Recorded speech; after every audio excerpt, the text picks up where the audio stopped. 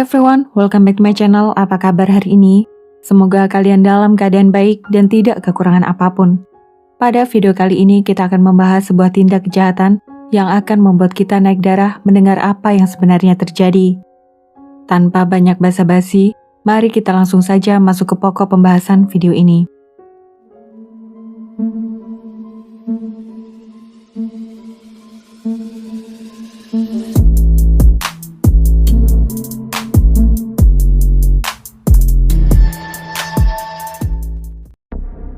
Pada tanggal 2 November 2020 sekitar pukul 3 sore, di sebuah komplek apartemen Jinjiang Huafu yang berada di distrik Nan'an kota Chongqing, tiba-tiba terdengar bunyi suara keras di daerah dekat taman samping lobi apartemen. Orang-orang yang mendengar suara itu segera mendatangi tempat asal suara untuk melihat apa yang terjadi. Ketika tiba di sana, mereka melihat dua anak kecil sedang berbaring di atas rumput. Orang-orang sangat terkejut melihat pemandangan itu, dan dalam waktu sebentar saja tempat itu sudah ramai dipenuhi orang. Petugas keamanan apartemen segera melaporkan hal ini kepada pihak kepolisian.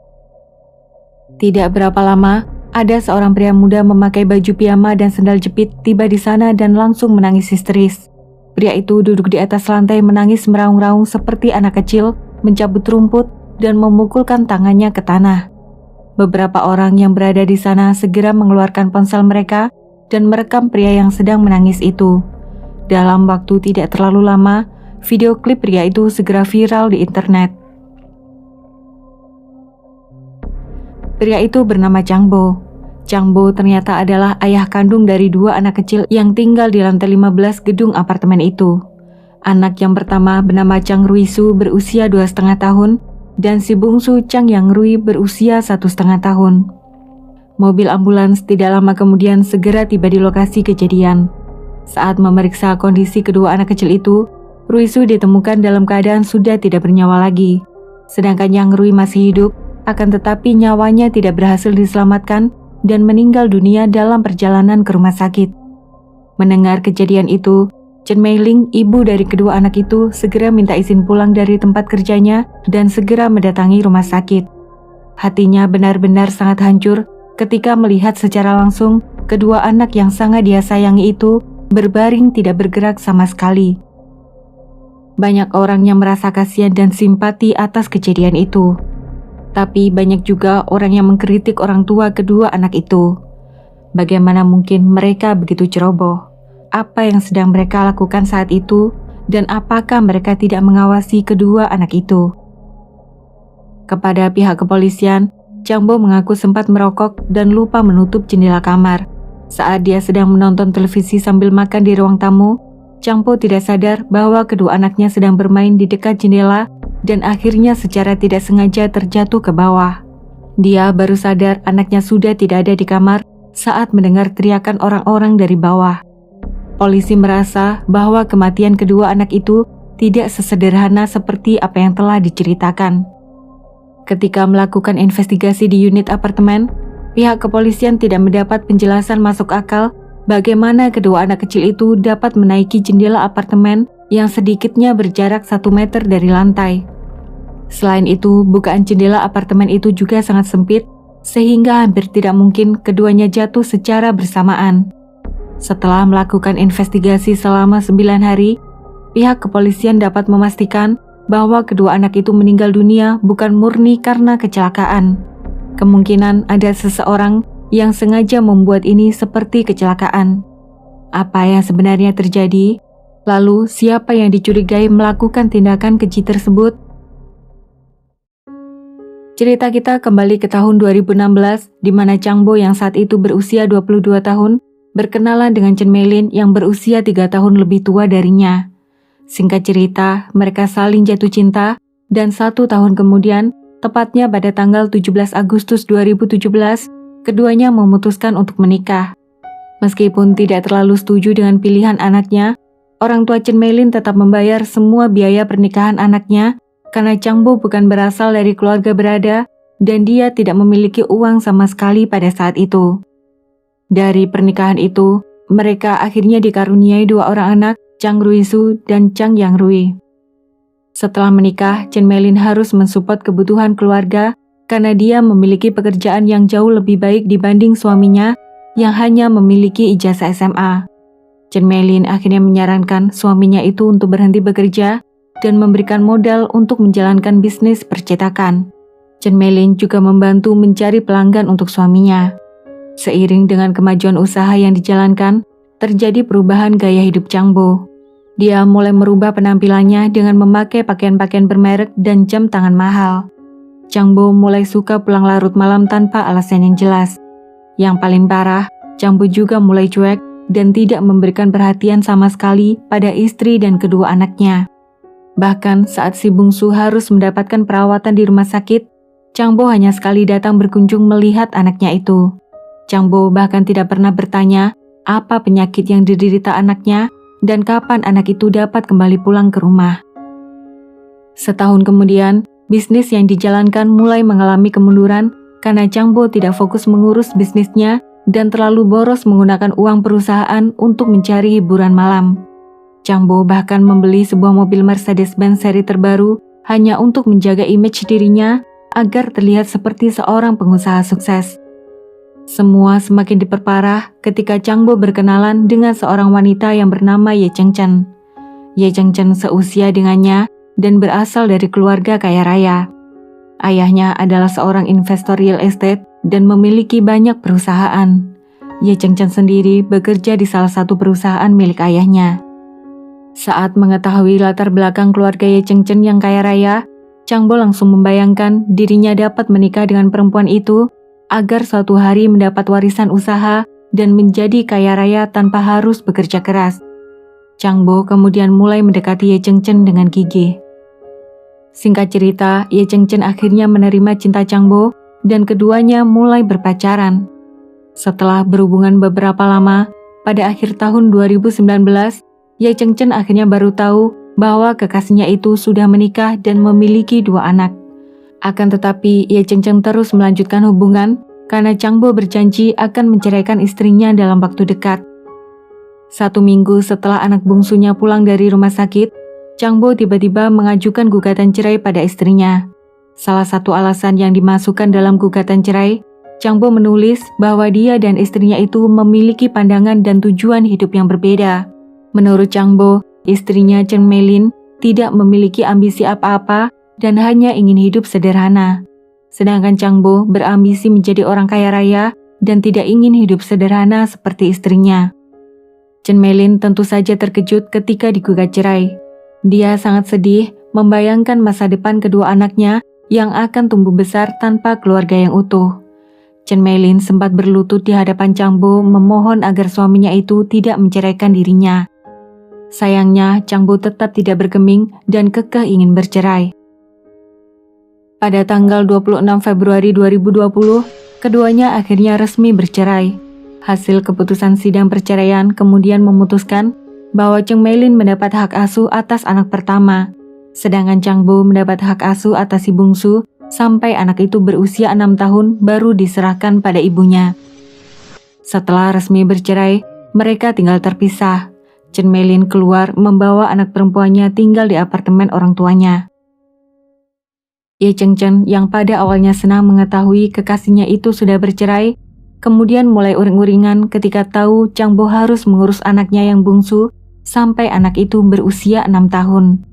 Ye Chengchen berkata bahwa dia tidak ingin menikah dengan Chang Bo kalau harus mengurus anak kecil yang bukan anak kandungnya sendiri.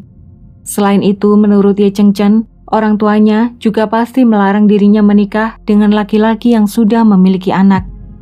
Ye Chengchen kemudian memberi ultimatum bahwa dia akan mengakhiri hubungannya dengan Chang Bo kalau masalah anak ini tidak diselesaikan dengan segera.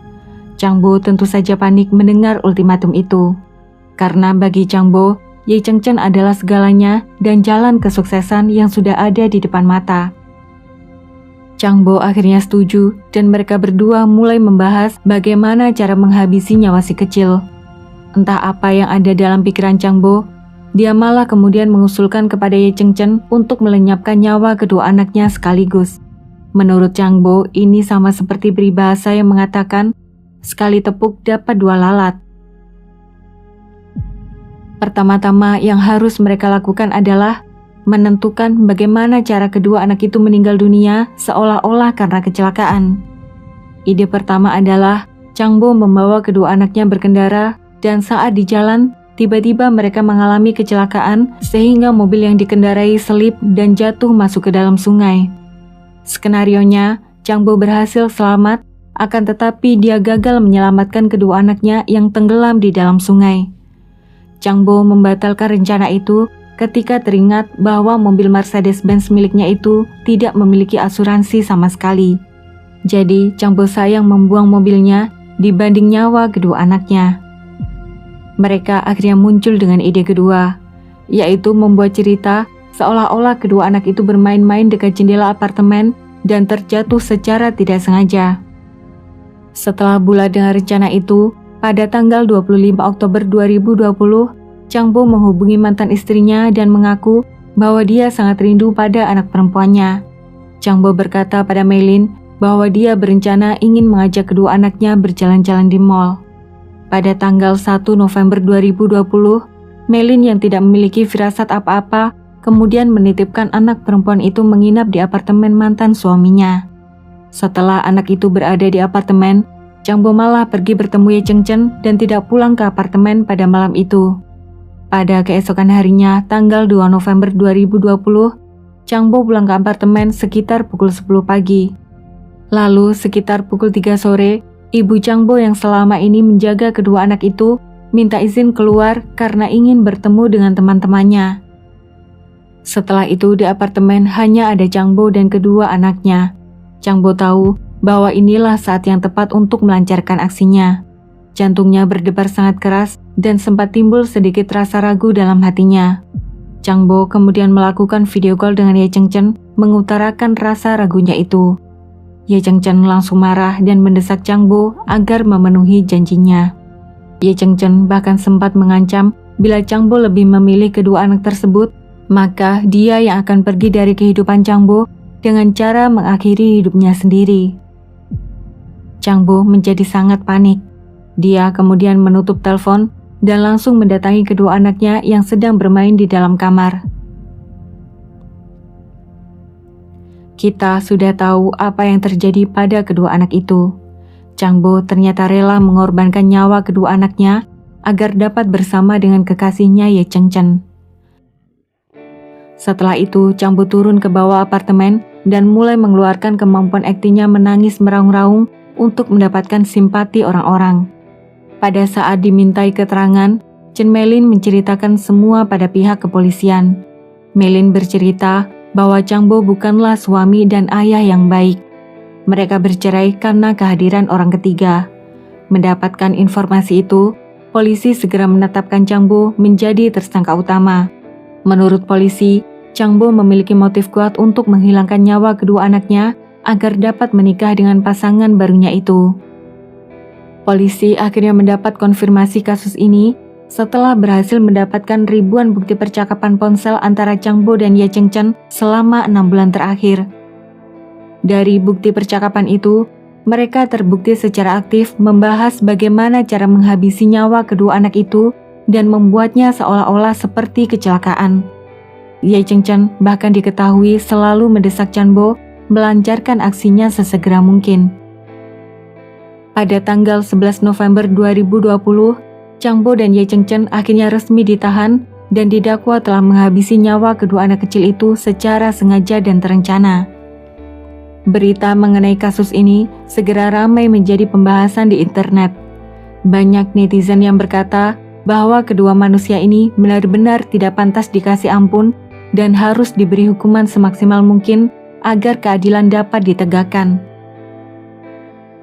Setelah kejadian itu, keluarga besar Ye Cheng Chen menawarkan kompensasi uang sebesar 300.000 yuan atau hampir setara 700 juta rupiah untuk Maylin. Ketika Maylin menolak, mereka kembali menawarkan jumlah uang yang jauh lebih besar. Chen Maylin kembali menolak tawaran uang itu dan berkata, "Berapapun uang yang ditawarkan, aku tidak akan pernah bisa terima. Karena bila aku terima, itu sama saja seperti aku menjual nyawa kedua anakku yang sangat aku sayangi." Pada tanggal 6 Juli 2021, sidang pengadilan atas kasus ini segera dimulai. Chang Bo dan Ye Cheng-chen didakwa telah bersama-sama bersekongkol menghabisi nyawa Rui Su dan Yang Rui. Chang Bo mengakui semua perbuatannya itu. Sambil menangis, Chang Bo berkata bahwa dirinya sangat menyesal atas segala hal yang telah dia perbuat. Saat di persidangan, keduanya saling serang satu sama lain.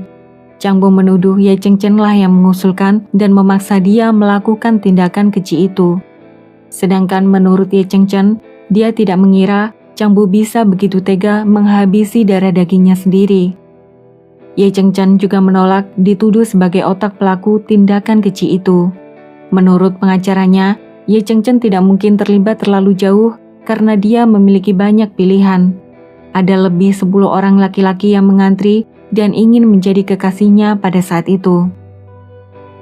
Pada tanggal 28 Desember 2021, berdasarkan bukti-bukti dan kesaksian yang dihadirkan di persidangan, pihak pengadilan kota Chongqing memutuskan Chang Bo dan Ye Cheng-chen yang sama-sama berusia 27 tahun pada saat itu dinyatakan bersalah telah bersekongkol menghabisi nyawa kedua anak kecil itu secara sengaja dan terencana.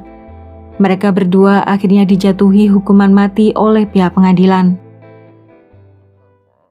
Setelah mendengar putusan pengadilan itu, Chen Meilin pergi mengunjungi tempat penyimpanan abu kedua anaknya.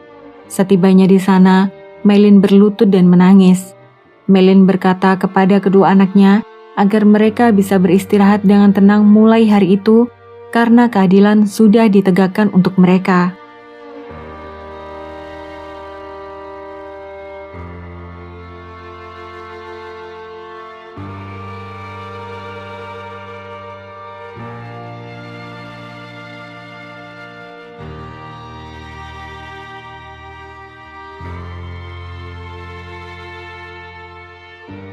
Oke everyone, terima kasih banyak buat kalian yang sudah menonton video kali ini dan sampai jumpa di pembahasan yang lain.